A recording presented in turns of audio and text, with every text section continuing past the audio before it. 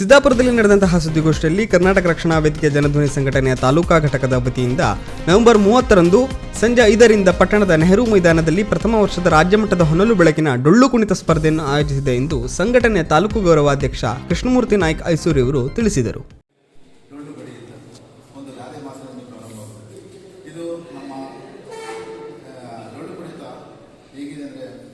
ಹಳ್ಳಿಯ ಸಾಂಸ್ಕೃತಿಕವಾಗಿ ಆದರೆ ಇವತ್ತು ನಮ್ಮ ಯಾವುದೇ ಸಾಂಸ್ಕೃತಿಕ ಕಾರ್ಯಕ್ರಮ ಇರ್ಬೋದು, ಧಾರ್ಮಿಕ ಕಾರ್ಯಕ್ರಮ ಇರ್ಬೋದು, ಇದನ್ನು ಜಾಸ್ತಿಯಾಗಿ ಡೊಳ್ಳುಕುಣಿತವನ್ನು ಪ್ರೇಕ್ಷಕರಿಗಾಗಿ ಇದು ಮಾಡ್ತಾರೆ. ಇದು ಕರ್ನಾಟಕದ ಕೆಲವು ಉತ್ತರ ಕರ್ನಾಟಕದ ಕೆಲವು ಜಿಲ್ಲೆಗಳಲ್ಲಿ ಮತ್ತು ಶಿವಮೊಗ್ಗ, ಚಿತ್ರದುರ್ಗ ಈ ಕಡೆ ಜಾಸ್ತಿಯಾಗಿ ಚಿಕ್ಕಮಗಳೂರು ಈ ಸೈಡ್ಗಳಲ್ಲಿ ಈ ಡೊಳ್ಳು ಕುಣಿತವನ್ನು ಜಾಸ್ತಿ ಇದು ಮಾಡ್ತಾ ಇದ್ದಾರೆ.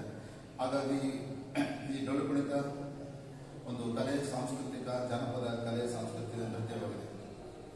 ಈ ದೃಷ್ಟಿಯಲ್ಲಿ ಈ ಡೊಳ್ಳು ಕುಣಿತವನ್ನು ಸ್ಟೇಟ್ ಲೆವೆಲಲ್ಲಿ, ರಾಜ್ಯ ಮಟ್ಟದಲ್ಲಿ ಆಯೋಜನೆ ಮಾಡುವಂಥವರಿಗೆ ಶುಭಾಶಯ ಕೋರುತ್ತಾ, ಜೊತೆಗೆ ಈ ಒಂದು ಡೊಳ್ಳು ಕುಣಿತವನ್ನು ಈಗ ನಮ್ಮ ಸಿದ್ದಾಪುರದಲ್ಲೇ ಮಾಡ್ತಿರೋದು ತುಂಬ ಸಂತೋಷ ವಿಷಯ.